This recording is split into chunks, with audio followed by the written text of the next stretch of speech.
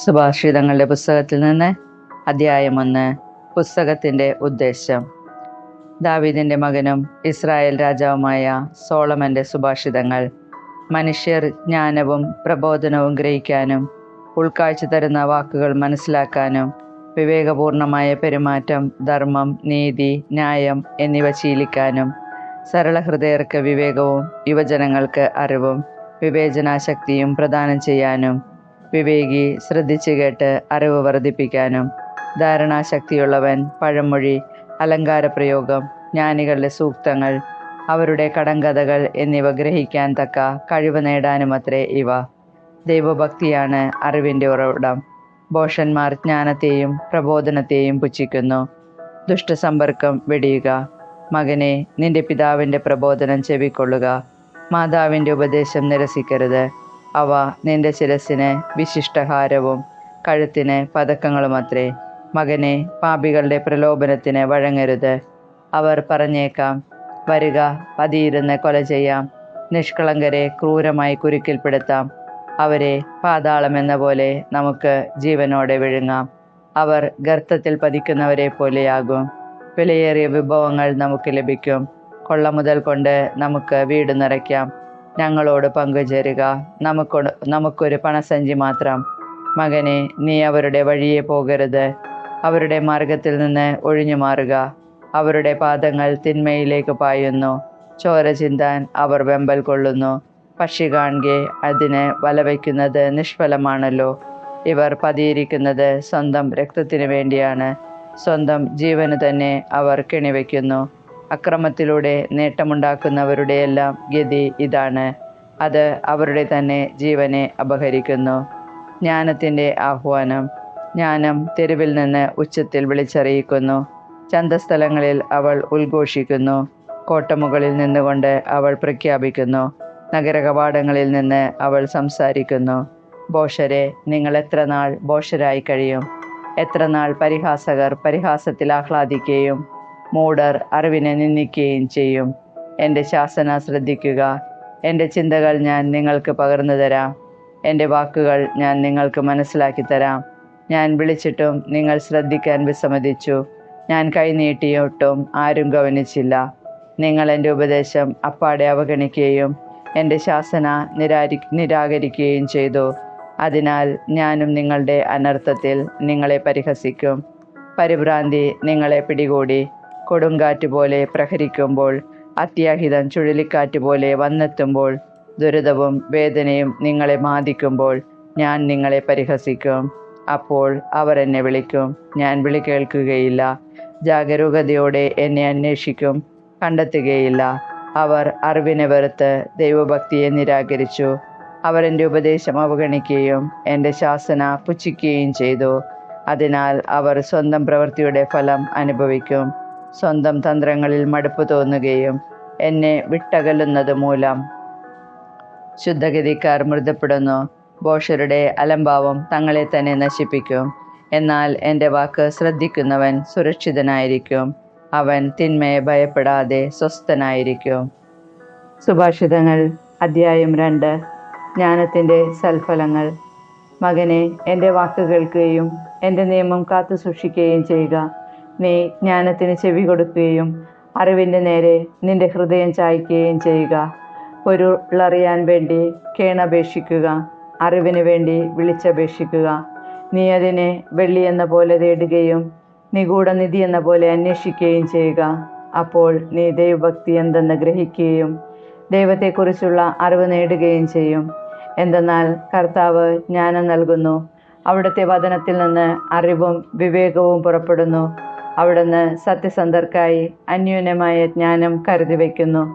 ധർമ്മിഷ്ഠർക്ക് അവിടുന്ന് പരിചയായി വർത്തിക്കുന്നു. അവിടുന്ന് നീതിയുടെ മാർഗങ്ങൾ സംരക്ഷിക്കുന്നു. തൻ്റെ വിശുദ്ധരുടെ വഴി കാത്തു സൂക്ഷിക്കുന്നു. അപ്പോൾ നീ നീതിയും ന്യായവും ധർമ്മവും എല്ലാ നല്ല വഴികളും ഗ്രഹിക്കും. ജ്ഞാനം നിന്റെ ഹൃദയത്തിൽ നിറയുകയും അറിവ് ആത്മാവിനെ ആഹ്ലാദിപ്പിക്കുകയും ചെയ്യും. വിവേചനാശക്തി നിന്നെ കാത്തുകൊള്ളുകയും അറിവ് നിന്നെ സംരക്ഷിക്കുകയും ചെയ്യും. ദുർമാർഗത്തിൽ നിന്നും ദുർഭാഷികളിൽ നിന്നും അത് നിന്നെ മോചിപ്പിക്കും. അവരാകട്ടെ ഇരുളിൻ്റെ വഴികളിൽ ചരിക്കാൻ സത്യസന്ധതയുടെ മാർഗങ്ങൾ ഉപേക്ഷിക്കുന്നു. അവർ തിന്മ ചെയ്യുന്നതിൽ സന്തോഷിക്കുകയും അതിൻ്റെ വൈകൃതത്തിൽ ആഹ്ലാദിക്കുകയും ചെയ്യുന്നു. അവരുടെ വഴികൾ കുടിലമാണ്, അവർ നേർവഴി വിട്ടു നടക്കുന്നു. നീ ദുശ്ചരിതയായ സ്ത്രീയിൽ നിന്ന്, സ്വൈരിണിയുടെ ചാടുവാക്കുകളിൽ നിന്ന് രക്ഷപ്പെടുക. അവൾ തൻ്റെ യൗവനത്തിലെ സഹചരനെ പരിത്യജിക്കുകയും തൻ്റെ ദൈവത്തിൻ്റെ ഉടമ്പടി വിസ്മരിക്കുകയും ചെയ്യുന്നു. അവളുടെ ഭവനം മരണത്തിൽ താഴുന്നു, അവളുടെ പാത നിഴലുകളുടെ ലോകത്തിലേക്ക് നയിക്കുന്നു. അവളുടെ അടുത്തേക്കും പോകുന്നവർ മടങ്ങി വരുന്നില്ല, ജീവന്റെ വഴികൾ വീണ്ടെടുക്കുന്നുമില്ല. അതിനാൽ നീ സജ്ജനങ്ങളുടെ വഴിയിൽ സഞ്ചരിക്കുക, നീതിമാന്മാരുടെ മാർഗത്തിൽ നിന്ന് വ്യതിചലിക്കരുത്. സത്യസന്ധർ ദേശത്ത് വസിക്കുകയും ധർമ്മിഷ്ഠർ അവിടെ നിലനിൽക്കുകയും ചെയ്യും. ദുഷ്ടരാകട്ടെ ദേശത്തു നിന്ന് വിച്ഛേദിക്കപ്പെടും, വഞ്ചകർ പിഴുതെറിയപ്പെടും. സുഭാഷിതങ്ങളുടെ പുസ്തകത്തിൽ നിന്ന് അധ്യായം 3. കർത്താവിനോട് വിശ്വസ്തത. മകനെ, എൻ്റെ ഉപദേശം വിസ്മരിക്കരുത്. നിന്റെ ഹൃദയം എൻ്റെ കൽപ്പനകൾ പാലിക്കട്ടെ.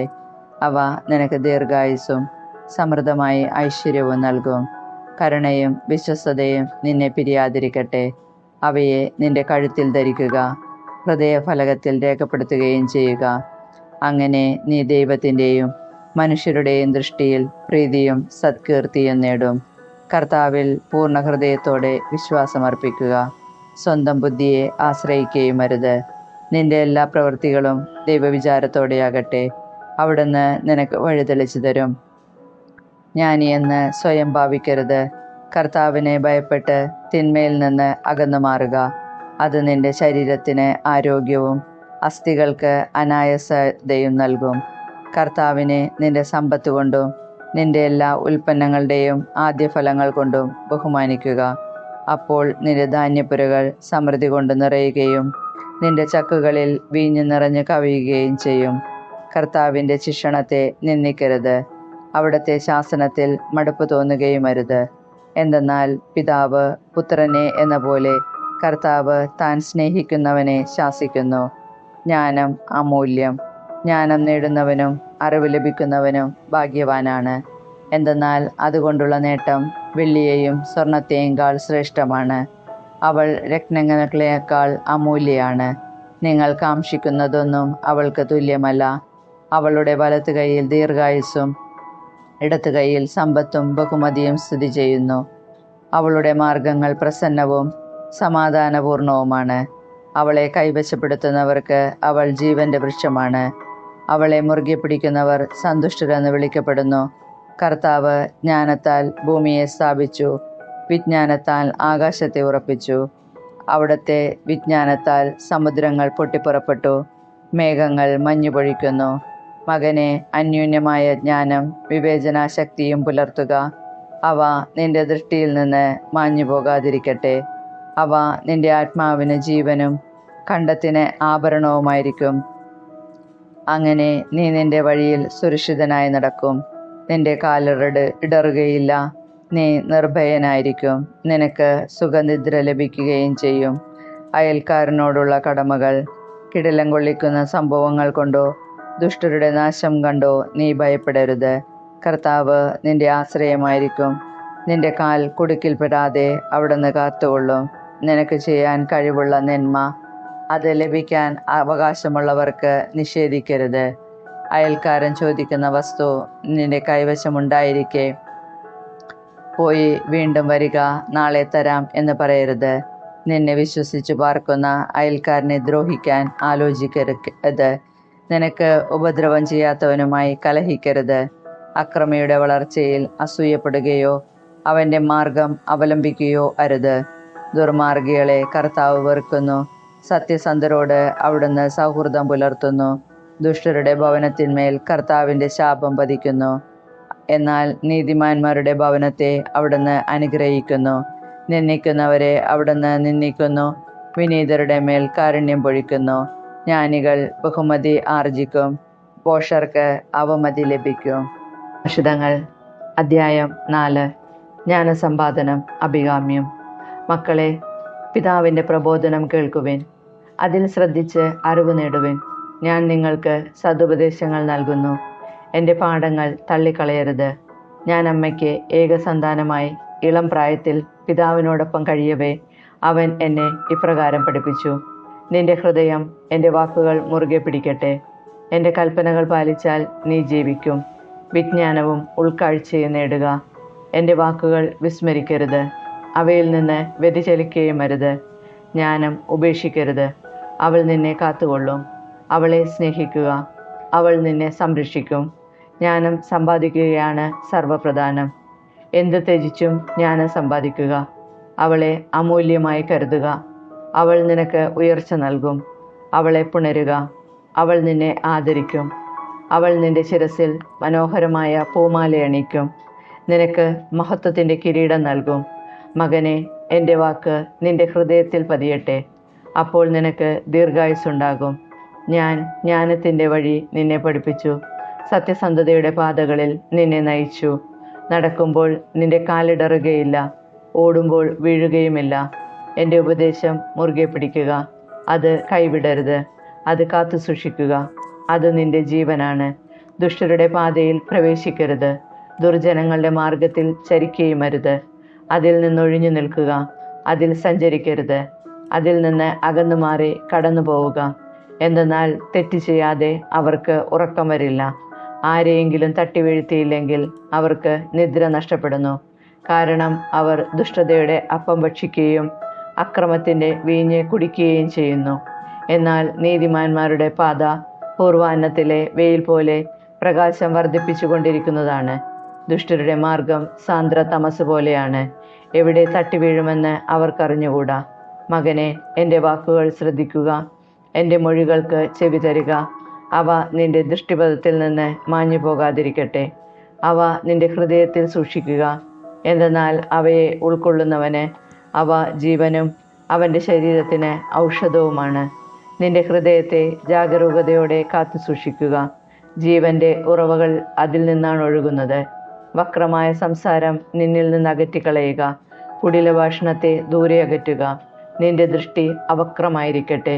നിന്റെ നോട്ടം മുൻപോട്ട് മാത്രമായിരിക്കട്ടെ. നീ നടക്കുന്ന വഴികൾ ഉത്തമമെന്ന് ഉറപ്പിക്കുക. അപ്പോൾ അവ സുരക്ഷിതമായിരിക്കും. വലത്തോട്ടോ ഇടത്തോട്ടോ വ്യതിചലിക്കരുത്. തിന്മയിൽ കാലൂന്നുകയും അരുത്.